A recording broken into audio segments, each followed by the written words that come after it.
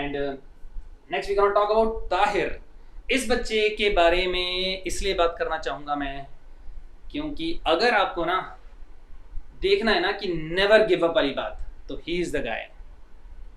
इस बच्चे ने गिव अप नहीं किया। बहुत बेसिक बैकग्राउंड से आता है बच्चा, ऐसा नहीं कोई गाइडेंस नहीं थी इसको। मोटिवेट इतना था ना कि सर करके दिखाऊंगा। टर्निंग पॉइंट था 2016-17 के अंदर, 17 के अंदर मेरे ख्याल से, जब ये मेरे पास 12th पढ़ा था। उसके बाद इसने तैयारी की 18 में, इसका सिलेक्शन हो गया था समवेयर, कहीं इसने ज्वाइन कर लिया था। 2018 या 19 की बात है।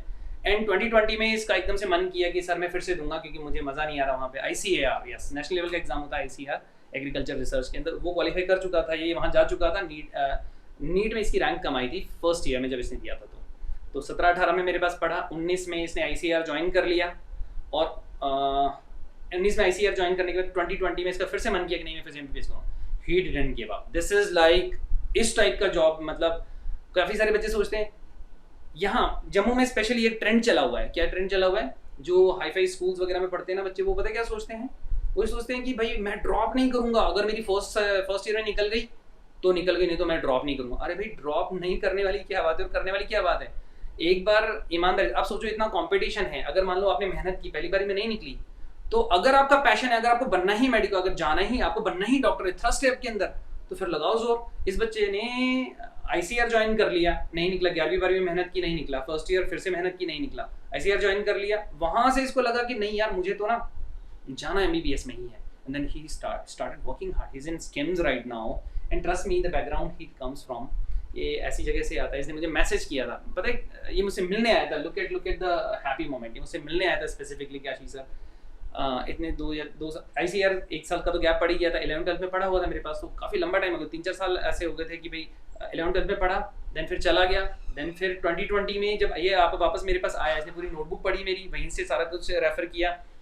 इस बच्चे की फोटो मेरा देने का मन इसलिए भी किया कि ये एग्जाम्पल है कि इसने गिव अप नहीं किया, मतलब he didn't give up. This is wonderful job के इतने बच्चे हैं, हजारों बच्चे हैं जो ये सोचते हैं कि अरे भाई मेरा तो सेकंड अटेम्प्ट है, मैं तो अगली बार तैयारी नहीं करूंगा, मैं तो ये नहीं करूंगा, मैं तो वो ही नहीं करूंगा। आप में से बहुत सारे बच्चे सेकंड अटेम्प्ट दे रहे होंगे, कुछ बच्चे थर्ड अटेम्प्ट दे रहे होंगे। अरे तो फिर क्या हो जाता है यार, सेकंड अटेम्प्ट थर्ड अटेम्प्ट दे दी तो गिव अप कर जाओ आप। Now he is in SKIMS, look at his face and the background, look at him and the background from he comes from. मतलब he could not speak properly. शुरुआत में जब आया था इतना शाय था, ये अच्छे से बात नहीं कर पाता था। नाउ तो ही इज प्रो, अभी तो आजकल तो ये प्रो है। तो और ये ऐसे बच्चे हैं जिन, और कोई हाई फाई बैकग्राउंड नहीं, again remote area, small villages, कोई एजुकेशन का एक्सपोजर नहीं, गवर्नमेंट स्कूल से पढ़े हुए बच्चे हैं ये सारे के सारे, and they have done a wonderful job. तो अगर आप देखोगे ना तो इन बच्चों ने बहुत एक्स्ट्रा ऑर्डिनरी किया है। तो मैं आप सब लोगों को इन सबका एग्जाम्पल क्यों दे रहा हूँ? मैं आप इन सारे बच्चों का एग्जाम्पल इसलिए दे रहा हूँ क्योंकि ये बच्चे जितना परफॉर्म करते थे ना, उसके मुकाबले इस साल हमने काफ़ी अपग्रेड किया है अपने आप को, आपने भी और हमने भी। तो इनके मुकाबले आप एक लेवल अभी तैयारी कर रहे हो, फिर भी कॉन्फिडेंस डाउन, फिर भी मोरल डाउन, फिर भी खुद पे शक करना, फिर भी ओवर कॉन्फिडेंट हो जाना। ओवर कॉन्फिडेंट मत हो जाओ, खुद पे शक मत करो, ठीक है? आखिरी टाइम है, मेहनत करो। कुछ बच्चों ने मुझे मैसेज किया था, 4-5 बच्चे हैं ऐसे जो अच्छा पढ़ रहे हैं, लेकिन उनको लग रहा है कि नहीं सर कहीं ऐसा तो नहीं है कि ये सफिशिएंट नहीं है। कुछ बच्चों ने मुझे मैसेज किया कि सर मैं जो पढ़ रहा हूँ ऐसा तो नहीं है कहीं कि मतलब बहुत सारा चीज़ें, लोग तो इतना कुछ पढ़ रहे हैं, इतने सारे अलग अलग उन्होंने कोचिंग सेंटर ज्वाइन किए हुए हैं। एक बच्चा 3 जगह इधर के भी टेस्ट दे रहा है, A कोचिंग सेंटर का भी, B कोचिंग सेंटर का भी, C कोचिंग सेंटर का भी। तीनों कोचिंग सेंटर में से किसी को कुछ नहीं पता चल रहा है, डायरेक्शन लेस है। ऐसे मत करो यार। सबसे पहला काम क्या करना है? नोटबुक जो आपने साल भर बनाई है। दूसरा काम क्या करना है? नोटबुक जो बनाई है उसको रिवाइज करो। दूसरा काम क्या करना है? नोटबुक को रिवीजन करने के साथ साथ NCERT, जो टॉपिक नोटबुक से पढ़ रहे हो उसी टॉपिक को फिर से NCERT से भी कंसल्ट करो। तो नोटबुक पढ़ो, NCERT पढ़ो, notebook plus NCERT, notebook plus NCERT। उसके साथ तीसरी चीज़ क्या करनी है? अब अगर आपको एज देना है, मान लो कि नोटबुक और NCERT पहले से 2 बार कर चुके हो, तो फिर उसके बाद क्वेश्चन कर लो इंटेक्स बैक एक्सरसाइज या प्रीवियस ईयर। बस आखिरी टाइम पे उलझना नहीं है। कोई नई बुक मत उठा लेना गलती से भी, कोई नई किताब मत उठा लेना कि भाई मेरा जो दोस्त है वो तो वो कर रहा था, मैंने तो ये की नहीं, अब उठा लूँ। आखिरी टाइम पे लास्ट के 2 महीनों में, 1.5 महीनों में ये हरकतें नहीं करनी होती है। ना कोई नई बुक उठाएगा, ना ही कोई नया कोई सेशन ज्वाइन करेगा। चुप करके जो अपने टेस्ट चल रहे हैं उनको फॉलो अप करो, अपने रिवीजन सेशन को बहुत अच्छे से संभालो, अच्छा इनपुट दो, एक विनर की तरह बाहर आओ, and we are going to win for sure. So मैं आपको ये सारी चीज़ें इसीलिए समझा रहा हूँ कि अगर किसी भी लेवल पे आप में कॉन्फिडेंस की कमी है, अगर किसी भी लेवल पे आपके अंदर डाउट आ रहा है, मिक्स्ड फीलिंग जो मैं शुरुआत में बोल रहा था, आपके अंदर अगर मिक्स्ड फीलिंग है, मिक्स्ड फीलिंग किस चीज़ की? कि सर मेरी तैयारी तो बहुत अच्छी है पर पता नहीं क्या होगा। अगर आपके अंदर ऐसी मिक्स्ड फीलिंग है कि सर मेरी तैयारी तो बहुत अच्छी है लेकिन पता नहीं क्या होगा, तो उस मिक्स्ड फीलिंग से बिल्कुल फ्री हो जाओ। बिकॉज ये बच्चे जब कर सकते हैं 120 130 लेने वाले बच्चे जब कर सकते हैं 120 130 लेने वाले बच्चे का आप जब कर सकते हैं, तो आप तो सारे के सारे 150 से ऊपर लेते हो। आप तो सारे के सारे 150 से ऊपर लेते हो। You can do great. ज़्यादातर बच्चे, बहुत बच्चे ऐसे हैं जो 110 120 में, टेस्ट का लेवल अच्छा भी तो होता है ना। एंड फेथ रखो खुद पे, अपने आप पे, ऊपर वाले पे, अपनी फैमिली पे। You can do wonderful, trust me. बस चलते जाओ, रुको मत, खुद पे सेल्फ डाउट मत करो। मैं अगले सेशन के अंदर आप लोगों के लिए एक बेहतरीन सेशन लेके आऊँगा जिसमें मैं आपको ये बताऊँगा कि ज़्यादा नहीं, लाइक 40 मिनट 45 मिनट का ही, ये भी हमारे पास 45 मिनट के आसपास का सेशन ही रखेंगे हम लोग। सो उसके अंदर मैं आपको बताऊँगा कि किस तरीके से आप आखिरी टाइम पे बेहतरीन कर सकते हैं। मेंटल एक्सरसाइज, फिजिकल एक्सरसाइज, इन सबको मिला के एक बड़ा अच्छा ब्लेंड कैसे बना सकते हैं। क्या खाना चाहिए जिससे आपको नींद ना आए, वो उसकी भी आइटनरी बनाई हुई है मैंने। क्या चीज़ें ऐसी हैं जो आपको एक्टिव रखें।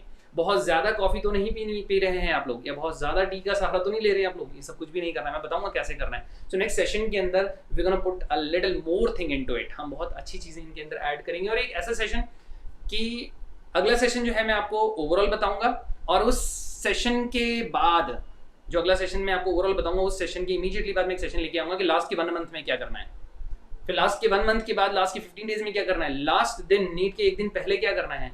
And we gonna rule, we gonna get the success, we gonna achieve the success, we gonna barge into medical college. भाई दरवाजे खोलो, हम आ रहे हैं। स्वागत नहीं करोगे हमारा?